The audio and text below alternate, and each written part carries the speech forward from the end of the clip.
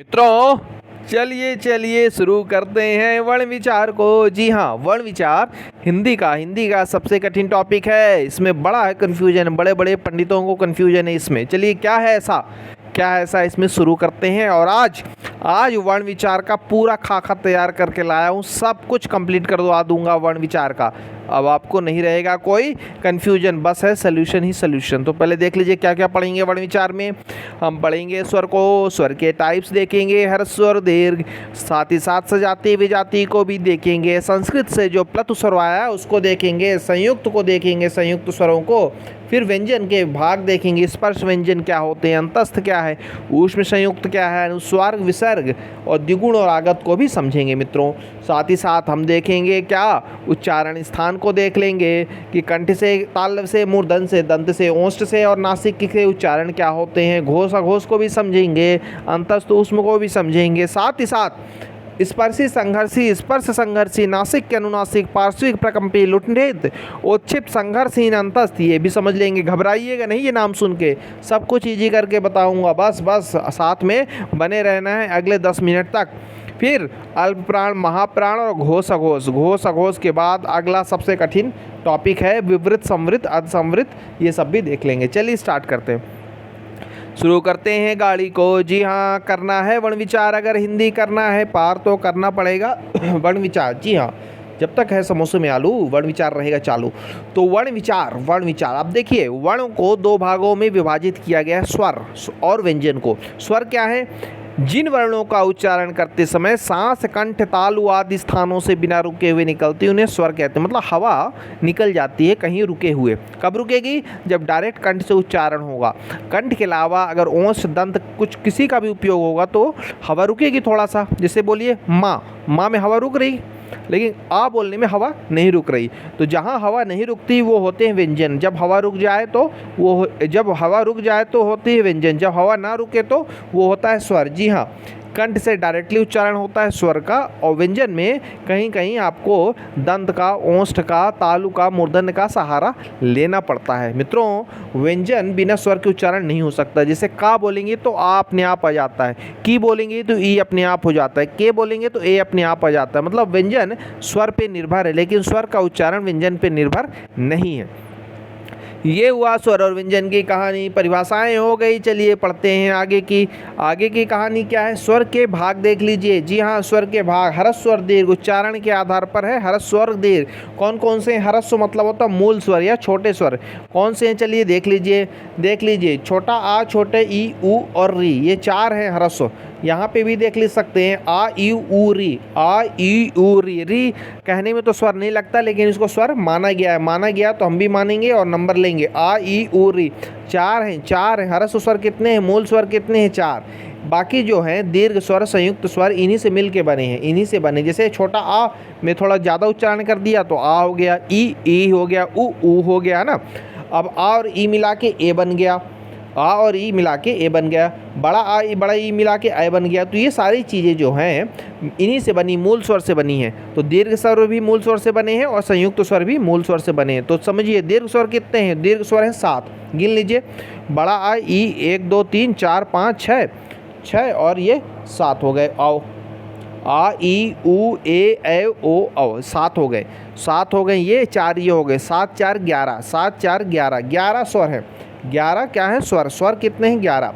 अब संयुक्त स्वर क्या है? देखिए यहाँ पे संयुक्त स्वर लिखा हुआ ए, ओ, औ। संयुक्त स्वर क्यों बोलते हैं? क्योंकि 2 स्वरों से बने हैं। जी हाँ, 2 स्वरों से मिलके बने हैं, इन्हें इसलिए संयुक्त स्वर बोलते हैं।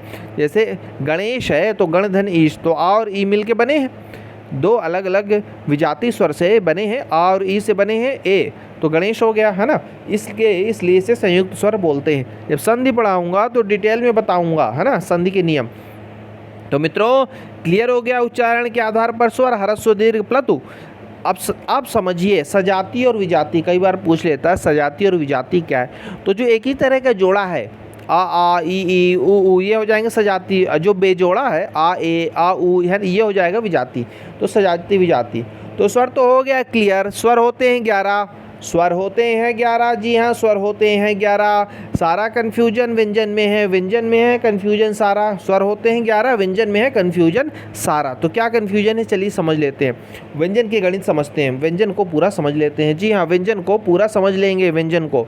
तो व्यंजन के कितने भाग हैं देख लीजिए। पहले स्पर्श है, अंतस्थ है, ऊष्म है, संयुक्त है, अनुस्वार है, विसर्ग है, द्विगुण है, आगत है। चलिए इसके पहले हम थोड़ा व्यंजन को पढ़ लें व्यंजन को, तब आपको समझ में आएगा और अच्छे से। तो ये है अपने व्यंजन की लिस्ट। इसमें देखिए व्यंजन को कई भागों में विभाजित किया गया है। का वर्ग, चा वर्ग, टा वर्ग, ता वर्ग, पा वर्ग, अंतस्थ, ऊष्म, संयुक्त। तो का वर्ग में क्या है, कखंगा, चा वर्ग में चया, टा वर्ग में टना, ता वर्ग में तथना, पा वर्ग में पफमा, और अंतस्थ यारा लावा, ऊष्म में शाशा शाहा, और संयुक्त व्यंजन छात्रा गैस स्राव। ये है कहानी अपने व्यंजन की ये कहानी है। अब मूल व्यंजन पूछेगा, मूल व्यंजन कितने हैं, तो का वर्ग से लेके ऊष्म तक ये होते हैं मूल व्यंजन होते हैं। क्या मूल व्यंजन, ये कितने हैं, 33 है। गिन सकते हैं आप। का वर्ग की 5 हो गए, फिर चा में 5, 10, 15, 20, 25, ये अंतस्थ में 4 हो गए, 25 4 29, ऊष्म के भी 4 हो गए, 29 4 33। ये जो एक और शा लिखा है इसकी कहानी मैं बताऊंगा आगे, ये क्या है। उसमें कितने होते हैं, 4 ही होते हैं। तो 29 4 33 ये होते हैं मूल व्यंजन। और इन्हीं से संयुक्त व्यंजन बने, जैसे छात्रा ज्ञाश्रा। अब छतरी वाला जो छा होता है उसको इंग्लिश में लिखेंगे तो के से स्टार्ट होता है, मतलब छा में के भी है, एस भी है, एच भी है, त्रा में ता और रा भी है, ज्ञा में जा और ना होता है। जब संस्कृत में पढ़ेंगे ज्ञान तो जे और ने ज्ञान लिखते हैं, JNYAN। तो ज्ञा में क्या है, जा और ना, और स्रा में सा और रा। तो कई वर्णों से मिलके बने हैं, कई व्यंजन से, इसलिए इसे संयुक्त व्यंजन कहते हैं। तो अगर क्वेश्चन आएगा कि मूल व्यंजन की संख्या, आप कहेंगे 33 हो जाएगी मूल व्यंजन की संख्या। मूल व्यंजन की संख्या कितनी हो जाएगी, 33।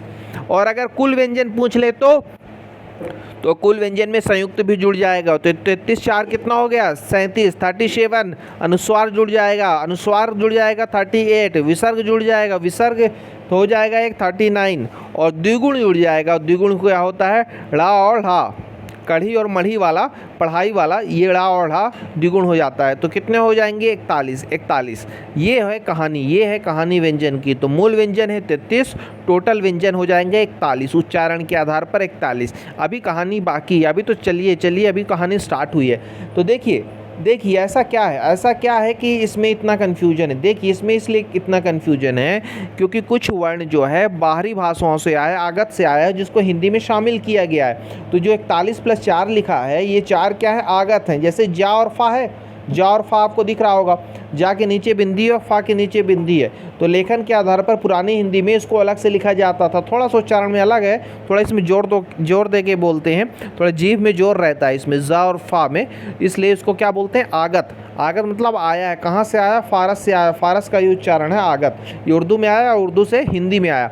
इसके अलावा का और खा भी आए, का और खा भी आए, इसलिए मैंने ब्रैकेट में लिखा है। गा भी लिखा है लेकिन गा का अब नहीं होता, लेकिन का खा अभी भी मिल जाता है कुछ जगह। तो ये जो 4 हैं, 4 ये क्या है, ये बाहर से आए, इसलिए 41 + 4 लिख दिया है मैंने। क्या है, 41 + 4। तो अब चलिए टोटल समझ लेते हैं। टोटल वर्ण कितने होंगे, 52। उच्चारण के आधार पर 52, उच्चारण के आधार पर हिंदी में कितने टोटल वर्ण हैं, 52। स्वर कितने हैं, 11, और व्यंजन कितने हो गए, 41। तो 11 41 52, 11 41 52, 11 41 52, 11 41 52, 11 41 52, 11 41 52। इसको रट लेना है, इसको रट लेना है। जी हाँ, और मैंने जो 52 + 4 लिखा है या 41 + 4 लिखा है, इसकी कहानी आप समझ गए होंगी। जो 4 है ये विदेशी भाषाओं से आया है, लिखने में अलग है, लेखन के आधार पर ही है, लेखन के आधार पर 56। जब प्रश्न पूछेगा, स्पष्ट पूछेगा कि लेखन के आधार पर कितने हैं कुल हिंदी के वर्ण, तब हो जाएगा 56। लेकिन जनरली अगर पूछेगा हिंदी में कितने वर्ण हैं, तो आप कहेंगे 52 वर्ण हैं। मूल व्यंजन पूछेगा तो 33, मूल व्यंजन 33, 33 मूल व्यंजन 33। अब चलिए थोड़ा सा आप डिटेल देख लेते हैं। चलिए थोड़ा विभाजन का आप डिटेल देख लेते हैं। अब स्पर्श व्यंजन मैंने बताया, स्पर्श कौन सा होता है, का वर्ग, चा वर्ग, टा वर्ग, ता वर्ग और पा वर्ग। कखंगा, चया, तथना, टणा, पफमा, ये क्या हो जाएगा, स्पर्श हो जाएगा। 5 × 5 हो गए 25, 5 × 5 25। अंतस्थ 4 होते, यारा लावा, या रा लावा, यारा लावा, या रा लावा, ये 4 हो गए। फिर उसमें क्या है, शाशा शाहा, दो सा है, इसमें 2 उच्चारण समझिएगा। शाह शक्कर वाला और शरबत वाला सा अलग है, खटकोण वाला सा लगभग उच्चारण वही होता है। तो शाशा शाह हा। तो ये उष्म है। उष्म क्यों बोलते हैं? जब इसको बोलते हैं तो गर्म हवा निकलती है। बोल के देखिए, हा, उंगली को अपने मुंह के पास रखिए, जब बोलिए तो गर्म हवा मिलेगी, शाह, हा, गर्म हवा मिल रही, तो इसलिए इसको उष्म बोलते हैं। संयुक्त तो मैंने बता दिया है 4 होते हैं। अनुस्वार को समझ लीजिए, अनुस्वार, अनुस्वार में अंग लगा रहता है। जैसे जब बोलेंगे हंसना, हंसना या हंस बोलेंगे तो इनमें थोड़ा अंतर आ जाता है। इनमें क्या अंतर आ जाता है? जब हंस है तो हा सा लिखा रहता है, ऊपर बिंदी होती है। हंस, हंस क्या है? एक पक्षी है। एक पक्षी आधा ना लिख के आप बिंदी चढ़ा दीजिए, अनुस्वार हो जाता है हंस। लेकिन हंस क्या है? हंस मतलब हंसना होता है, किसी को हंसाना है तो वो हंस हो जाएगा। तो जब हंस बोलेंगे वो हो जाएगा अनुनासिक, नाक से बोलते हैं इसलिए अनुनासिक हो जाएगा। लेकिन केवल बिंदी है तो अनुस्वार, चंद्र बिंदी है तो अनुनासिक, बिंदी है तो अनुस्वार, बिंदी है तो अनुस्वार, चंद्र बिंदी है तो अनुनासिक। एक कंसेप्ट समझ लीजिए, कभी भी जहाँ भी मात्रा लगी होती है, बड़ी मात्रा, वहाँ पे अनुस्वार नहीं लगता, मतलब अंग नहीं लिखता। जैसे माँ है तो माँ में हमेशा चंद्रबिंदी लगती है, आँख, आँख में हमेशा चंद्रबिंदी लगती है। ये बहुत इंपॉर्टेंट कंसेप्ट आपको बता रहा हूँ। वर्तनी में इसका उपयोग, जब वर्तनी पढ़ाऊँगा तब बताऊँगा कि सही तरीके से कैसे लिखा जाता है मित्रों।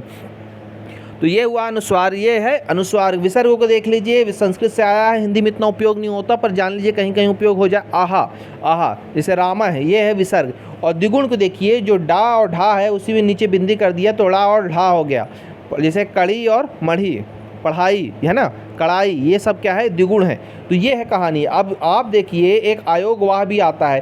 अंग और आहा को एक साथ आयोगवाह भी कहते हैं। क्या कहते हैं? आयोगवाह, आयोगवाह भी कहते हैं। क्यों कहते हैं?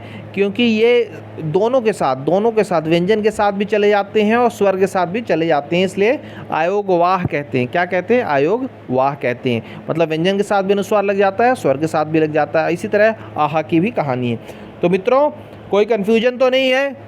देखिए, अब इसका अंतिम जो क्रक्स है वो समझ लीजिए कि वर्ण होते हैं 52, स्वर होते हैं 11, मूल व्यंजन 33, कुल व्यंजन 41, कुल व्यंजन 41, पर लेखन के आधार पर 45 और लेखन के आधार पर कुल वर्ण 56। इसको थोड़ा चार्ट आप बना लीजिएगा, मैं भी बना के आपको शॉर्ट में एक वीडियो में दे दूंगा। चलिए अब आगे चलते हैं, आगे की कहानी समझते हैं। आगे की कहानी समझते हैं। जी हाँ, आगे की कहानी समझिए। देखिए, लिस्ट मैंने डाली हुई है जो बाहर से वर्ड आए हैं, का, खा, गा, फा, जा। अब इससे क्वेश्चन नहीं बनेगा, पर समझाने के लिए कतल, खास, गैर, फर्क, जाली में उदाहरण दिए हुए हैं। अघोष है, ये सब आप देख लीजिएगा। क्वेश्चन नहीं बनना है इसलिए इसको डिटेल में नहीं लूँगा, बस आपके लिए लाया हूँ ताकि आपका कन्फ्यूजन हो जाए दूर। हाँ, अब उच्चारण स्थान से प्रश्न बनता है। जी हाँ, उच्चारण स्थान पर प्रश्न बनता है। जैसे का वर्ग है, काखा गंगा, इसका उच्चारण कहाँ से होता है देख लीजिए। तो जो काखा गाघा है, काखा गाघा है, इसका उच्चारण होता है कंठ से, कंठ से, कंठ से। बोल के देख लीजिए, का, खा, गा, घा, कंठ पे थोड़ा जोर पड़ रहा तो कंठ से उच्चारण होता है। जो अंगा है, जब अंगा बोलेंगे तो नाक का यूज होगा, अंगा, अंगा, तो ये नासिक के हो जाता है, नासिक के हो जाता है। क्या हो जाता है? नासिक, नासिक के हो जाएगा मित्रों। इसी तरह देखिए, तालव, तालु से बोलने वाले चा, छा, जा, झा, जब बोलेंगे तो जीभ तालु पे स्पर्श होती है। स्पर्श होती है क्या? बोल के देखिए, चा, छा, जा, झा, बिल्कुल स्पर्श होती है। और जब इयाँ बोलेंगे तो नाक से बोलना पड़ेगा, इयाँ, ये हो जाएगा नासिक। फिर मूर्धन्य देखिए, टा, ठा, डा, ढा, दांत के पहले वाला पोर्शन मूर्धन्य कहलाता है। टा, ठा, डा, ढा, ये हो गया टा, ठा, डा, ढा। अणा बोलेंगे तो नासिक है, नासिक के। दंत देखिए, ता, था, दा, धा, दा, ता, दा, धा, ता, था, दा, धा, ये दांत स्पर्श कर रही है, आपकी जीभ कर रही ना, ता, था, दा, धा, तो ये क्या हो जाएगा? ये हो जाएगा दंत। और ना हो जाएगा ना, नासिक के हो जाएगा। ओष्ठ से देखिए, पा, फा, बा, भा, पा, फा, बा, भा, पा, फा, बा, भा। और माँ जो है, माँ है तो ओष्ठ से ही, लेकिन नाक का भी उपयोग होता है, इसलिए इसको नासिक में लिया गया है मित्रों। सबसे पहले कोई बच्चा है वो माँ या पा ही बोलता है, माँ पा ज़्यादातर बोला गया है क्योंकि सबसे सरल होता है। तो मित्रों, ये हुआ उच्चारण स्थान। लेकिन इसके अलावा भी हम देखेंगे, साथ में एक कंसेप्ट है घोष अघोष, घोष अघोष का, अल्प प्राण महाप्राण का। ये भी समझ लीजिए, आगे मैं डिटेल में बताऊंगा, पर यहाँ से समझ लीजिए थोड़ा सा। अल्प प्राण क्या होता है? जिसको बोलने में कम हवा लगती है, कम जोर लगता है। प्राण मतलब प्राणवायु, मतलब ऑक्सीजन, कम ऑक्सीजन लगती है, कम हवा लगती है, तो अल्प प्राण हो गया। जैसे का बोला तो का में उतना जोर नहीं लगा, खा में ज़्यादा हवा लगी, ज़्यादा ताकत लगी, गा में कम ताकत लगी, घा में ज़्यादा ताकत लगी। तो ये देखिए, किसी भी वर्ग का पहला जो वर्ण होता है वो अल्प प्राण है, फिर दूसरा महाप्राण, फिर तीसरा अल्प प्राण, फिर महाप्राण, मतलब ऐसा क्रम चलता है। तो 1 2 3 4 ऐसा देख लीजिए। तो 1 3 क्या होता है, अल्प प्राण, और 2 और 4 महाप्राण। तो जो ऑड नंबर है वो अल्प प्राण, इवन नंबर क्या होता है, महाप्राण। इवन जो है वो महाप्राण है, 2 और 4 क्या है, महाप्राण। ये हुआ अल्प प्राण और महाप्राण की कहानी। अब देखिए घोष अघोष, घोष अघोष की कहानी समझिए। जब भी आप का खा बोलेंगे तो उतना गुंजन नहीं होता। का खा क्या गुंजन हो रहा, का खा गुंजन नहीं हो रहा अंदर। गा घा अंगा थोड़ा अंदर गुंजन हो रहा, गा घा अंगा, ये है घोष। तो अघोष और घोष की कहानी समझ गए, इसको आगे डिटेल में लेंगे, बस यहाँ पे बता रहा हूँ। इसी तरह चा छा बोलिए, जा झा अलग झंकार हो रही, टा ठा बोलिए, डा ढा अलग झंकार, ता था दा धा अलग झंकार। तो ये अघोष और घोष का कंसेप्ट है। तो आपने देखा अल्प प्राण महाप्राण को समझ लिया। अल्प प्राण क्या है, 1 और 3, 1 और 3, महाप्राण 2 और 4, 2 और 4। लेकिन घोष अघोष देखिए, घोष और घोष क्या है, 1 2 है अघोष, और उसके बाद 3 4 है घोष, 3 4 है घोष। मित्रों चलिए आगे देखिए, आगे देखिए, आगे इसको डिटेल में लेंगे, बस मैं आपको रफ आइडिया दिया हूँ। अब देखिए अंतस्थ, अंतस्थ का उच्चारण स्थान देख लीजिए, या का देख लीजिए तालव्य दिया है, या यारा लावा जो अंतस्थ है उसको देखिए, या का तालव्य है, रा का मूर्धन्य, रा बोल के देख लीजिए, दांत के ऊपर आपका जीभ स्पर्श हो रहा, मूर्धन्य मूर्धन। लाल, जब ला बोलेंगे तो दांत हल्का सा स्पर्श करता है, हल्का सा टच करता है, ला, तो ये दंत हो गया। वा जो है कंठोष्ठ है, कंठ का भी उपयोग है, और थोड़ा सा ओंठ को भी आप मोड़ते हैं, वा में ओंठ को मोड़ते हैं और कंठ का भी उपयोग करते हैं, तो इसलिए वाह हो गया।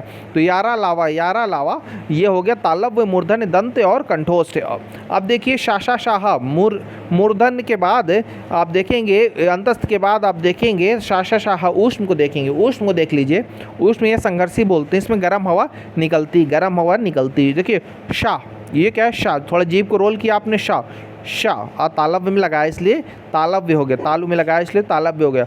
अब सा बोलेंगे जब मूर्धन्य पे टच करेंगे, सा शाह, सा में अंतर है, शाह में अंतर है। अब ये जब शाह के बाद खटकोण वाले के बाद दंत वाला सा बोलेंगे तो दांत में लगाएंगे, सा शा सा सा, थोड़ा अंतर है। और हा क्या है, कंठोष्ठ लिया गया, हा थोड़ा सा आपको मुंह खोलना पड़ता है, ओंठ को थोड़ा मूव करना पड़ता है, हा, और कंठ से निकलती है इसलिए कंठोष्ठ हो गया। चलिए मित्रों आगे देखते हैं स्वर के साथ जो उच्चारण स्थान है उसको देखते हैं। हमने देखा पिछले मिनट कह लें, पिछले लेक्चर तो नहीं, पिछले ही मिनट जस्ट अभी देखा कि काखा गाघा अंगा का उच्चारण स्थान देखा। काखा गाघा क्या था, कंठ था। अंगा क्योंकि नाक का भी उपयोग होता है इसलिए नासिक के था। लेकिन इसके साथ साथ और कौन से ऐसे वर्ण हैं जिनका कंठ उच्चारण स्थान है, तो जो स्वर है आ और आ, ये भी क्या है, कंठ से ही है। कंठ से आ और आ को कंठ में लिया गया आ और आ को। और विसर्ग है हा, इसको भी कंठ में लिया गया, हा या विसर्ग को भी कंठ में लिया गया। कंठ और जीभ का निचला भाग इसमें उपयोग होता है, कंठ और जीभ का निचला भाग, आ का।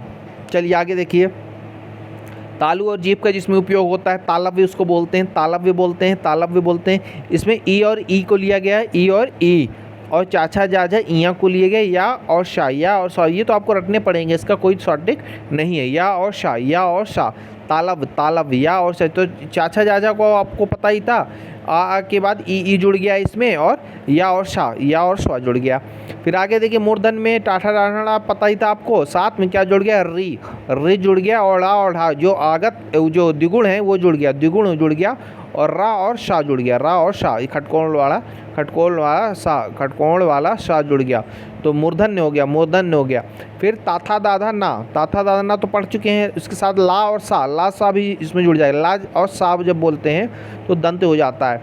फिर ऊ पा फा बा भा मा, देखिए दोनों होंठ का उपयोग हो रहा, ऊ बोलिए, पा बोलिए, फा बा भा दोनों होंठ का उपयोग होता है, इसलिए ओष्ठ हो जाता है। और अगला देखिए जो पंचम वर्ण है, अंगा है, आपका इया है, ड़ा है, ना है, मा है, अंग है, ये सब क्या नासिका से बोलते हैं, इसलिए अनुनासिक भी होते हैं। क्या होते हैं ये, अनुनासिक होते हैं। क्या होते हैं, अनुनासिक। यहाँ पे ध्यान देने वाली बात है कि आप कहेंगे कि माँ को दोनों जगह लिखा गया है, जी हाँ, नहीं, ध्यान से देखिए, जो माँ ऊपर लिखा है दोनों ओंठ वाला माँ, उसमें हलंत नहीं लिखा है, मतलब उसमें स्वर भी है, लेकिन जो नीचे लिखा है नासिका से जो बोला जाता है उसमें स्वर नहीं। जैसे बोलेंगे ये जो है ये अनुनासिक अड़ा नहीं बोला,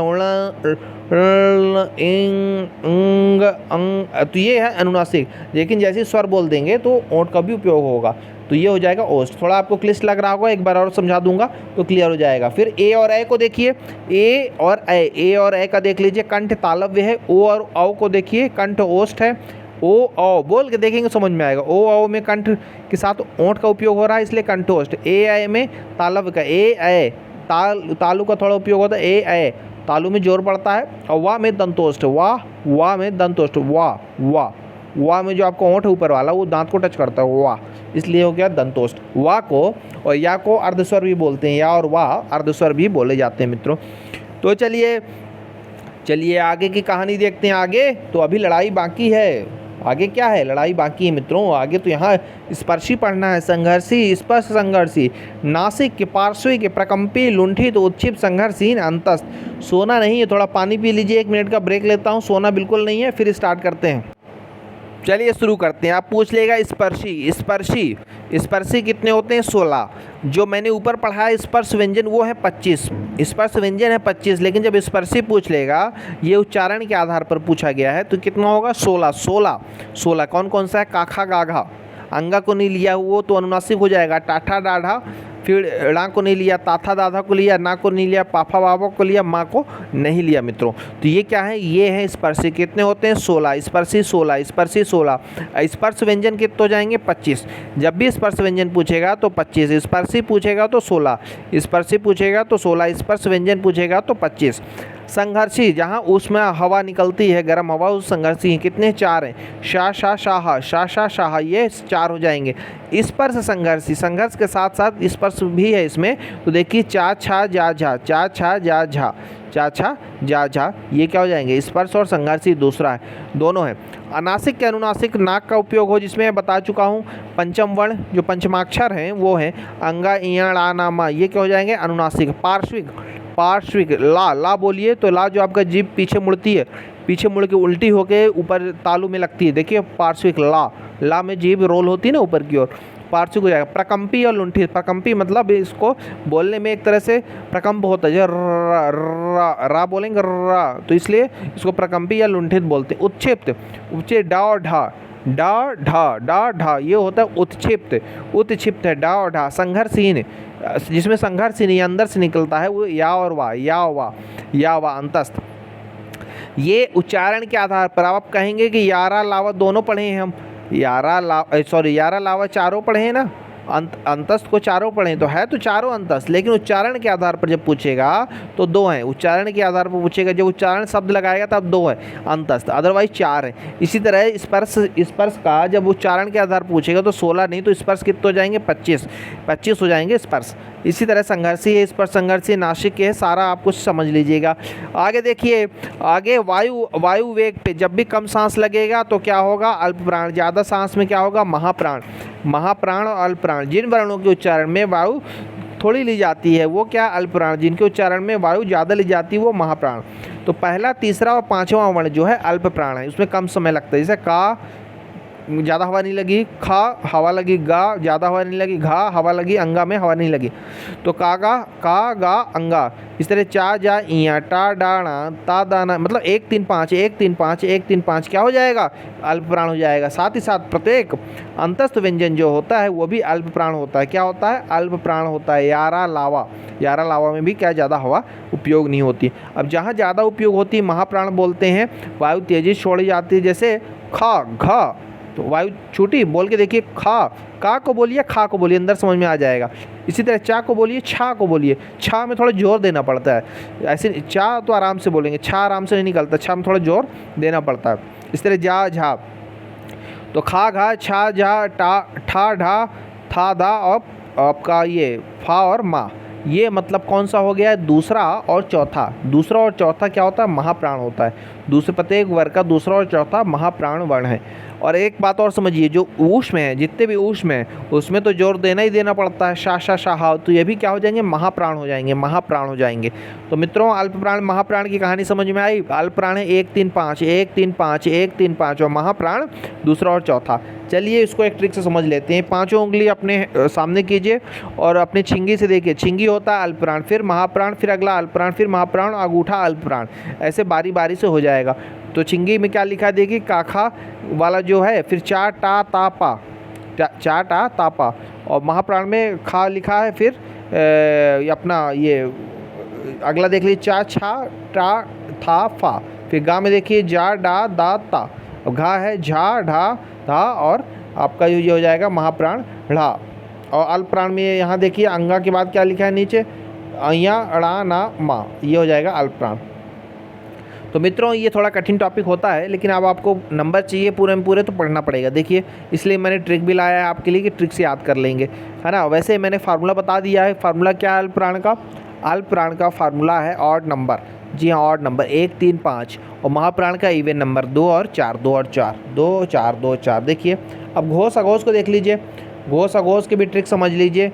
जो भी वर्ग हैं, का वर्ग चा वर्ग, इसका जो पहला अगर दूसरा है, पहला दूसरा है, जैसे का और खा है, यह घोष हो जाएगा। साथ ही शा शा शा, यह घोष हो जाएगा। इसके अलावा सारा क्या हो जाएगा, घोष। 3 4 5 मतलब काखा के बाद गा घा अंगा और हा और अंथस्थ यारा अलावा ये क्या हो जाएगा, घोष हो जाएगा।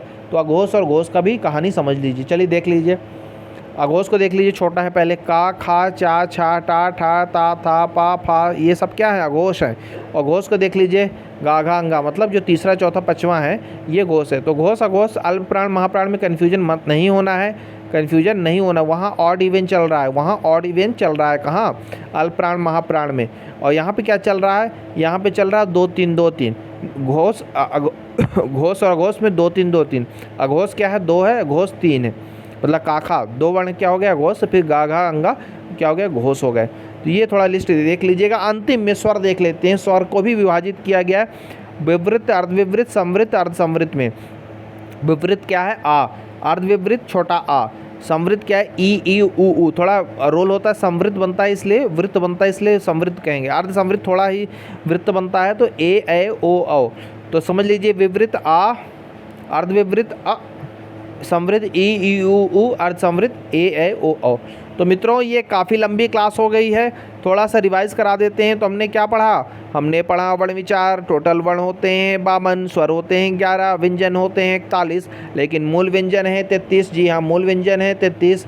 अयोगवाह बोलते हैं अंग और आह को। फिर स्पर्श देखा, अंतस्थ देखा, ऊष्म देखा, संयुक्त देखा, अनुस्वार्ग देखा, विसर्ग देखा, द्विगुण देखा, और आगत जो बाहरी भाषाओं से आए हैं। मूल व्यंजन बता दिया हूँ 33। फिर उच्चारण स्थान हमने देख लिया, कंठ का, तालव्य का, मूर्धन्य का, दंत का, ओष्ठ का लिस्ट बना है, इसको आपको याद करना है कॉपी में बना के। अंतस्थ और ऊष्म का भी देख लिया, ऊष्म या संघर्षी बोलते हैं, उसका हमने समझा।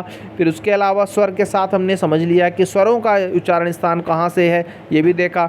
फिर हमने देखा स्पर्शी कितने होते हैं, 16, संघर्षी 4, स्पर्श संघर्षी 4, नासिक अनुनासिक को देखा, पार्श्विक को देखा, लाभ, प्रकुंपी, लुंठित, रा, उत्क्षिप्त को समझा, संघर्षहीन, अंतस्थ को समझा। और ये भी बताया मैंने, या और वा को अर्धस्वर बोलते हैं, बहुत इंपॉर्टेंट। अर्धस्वर क्या होता है, या और वा। फिर हमने देखा कि हवा जिसमें ज़्यादा लगती है वो महाप्राण, और कम लगती है तो अल्प प्राण होता है। इसका फार्मूला देखा, अल्प प्राण मतलब 1 3 5। जी हाँ, 1 3 5 जो ऑड नंबर है वो होता है अल्प प्राण, और जो 2 और 4 इवन है वो होता है महाप्राण। इसकी ट्रिक समझी। ट्रिक के बाद हमने घोष अघोष देखा। अघोष क्या होता है, पहला और दूसरा वर्ण, तीसरा चौथा पांचवा क्या होता है, घोष। घोष होता है तीसरा चौथा पांचवा। फिर हमने देखा स्वर को संवृत, अर्धसंवृत, विवृत, अर्धविवृत मित्रों पढ़ा। ये हुआ क्लास का रिवीजन। तो सबसे इंपॉर्टेंट क्या है इस वर्ण विचार में, एक तो टोटल वर्ण की संख्या 52 है, स्वर 11 है, 41 टोटल व्यंजन है, लेकिन मूल व्यंजन पूछेगा तो 33 ये इंपॉर्टेंट है, सबसे इंपॉर्टेंट ये। फिर क्या पूछ सकता है इसमें, उच्चारण स्थान पूछेगा। तो उच्चारण स्थान देख लीजिएगा, कंठ, तालव्य, मूर्धन्य, दंत और ओष्ठ का। कुछ तो सरल है, ओष्ठ का पता है, पाफा वाफा माँ। दंत का भी लगभग ताथा दाधा ना पता है, तो मूर्धन, तालव्य, कंठ में आपको कन्फ्यूजन है। तो कंठ से स्टार्ट होती है कहानी, काखा काखा जो है कंठ स्टार्ट है, काखा काखा से शुरुआत है वर्णमाला, तो कंठ का काखा काखा हो जाएगा, है ना। इतना कठिन नहीं है, थोड़ा ट्रिक से करेंगे। तालव्य उसके बाद चाचा जाजा और मूर्धन को टाठा डालना, और फिर जो ये नाक से बोलते हैं अड़ंगा या नामा, ये हो जाएगा नासिक के।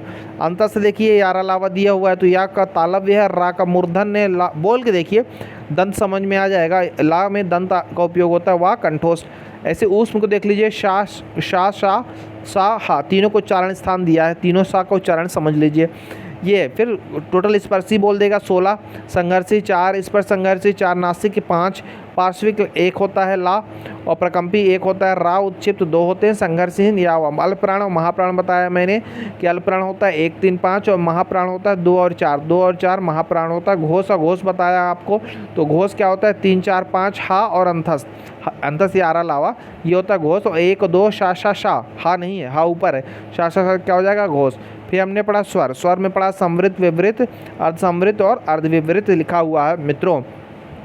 तो कैसी रही क्लास बताइएगा, सबसे कठिन आपको क्या लगा, और जो टॉपिक समझ में नहीं आया ये बताइएगा। मुझे लगता है आपको स्वर के क्लासिफिकेशन समझ में आ गए होंगे, ह्रस्व सुदीर्घ समझ गए हैं, सजाति विजाति समझ गए हैं, प्लत समझ गए हैं, संयुक्त समझ गए होंगे। थोड़ा व्यंजन में आपको कन्फ्यूजन होगा तो व्यंजन अगर बताइएगा, कन्फ्यूजन होगा तो व्यंजन की अलग से क्लास ले लूँगा। पर जितना बताया हूँ और जितना इस नोट्स में है उतना पटवारी परीक्षा के लिए पर्याप्त है। जी हाँ, पटवारी परीक्षा के लिए वर्ण विचार से इतना इससे बाहर क्वेश्चन नहीं आने हैं। जहाँ तक मैं कह रहा हूँ कि इससे बाहर क्वेश्चन नहीं आने, आए भी नहीं। बहुत हाई लेवल की मैं पढ़ा दिया हूँ, इसीलिए बहुत हाई लेवल का पढ़ा दिया हूँ। किसी भी हिंदी जो बड़े बड़े एग्ज़ाम होते हैं ना उसमें भी इसके बाहर आने क्वेश्चन का कोई चांस नहीं बनता है मित्रों। फिर भी कोई कन्फ्यूजन होगा बताइएगा। सब सरल ही है, थोड़ा सा क्या 1-2 बार रिवाइज करेंगे तो आ जाएगा। उच्चारण स्थान जो है ना इसको थोड़ा कॉपी में लिख लीजिएगा, तभी आपको क्लियर होगा, याद होगा। थोड़ा बोल के देखेंगे तो अभ्यास हो जाएगा मित्रों। चलिए आपको करते हैं इस विराम और अलविदा लेते हैं इस व्यंजन से, वर्ण से, स्वर से। और हाँ, मिलेंगे अगली क्लास में मित्रों। कैसी लगी क्लास बताइएगा। बिल्कुल, धन्यवाद।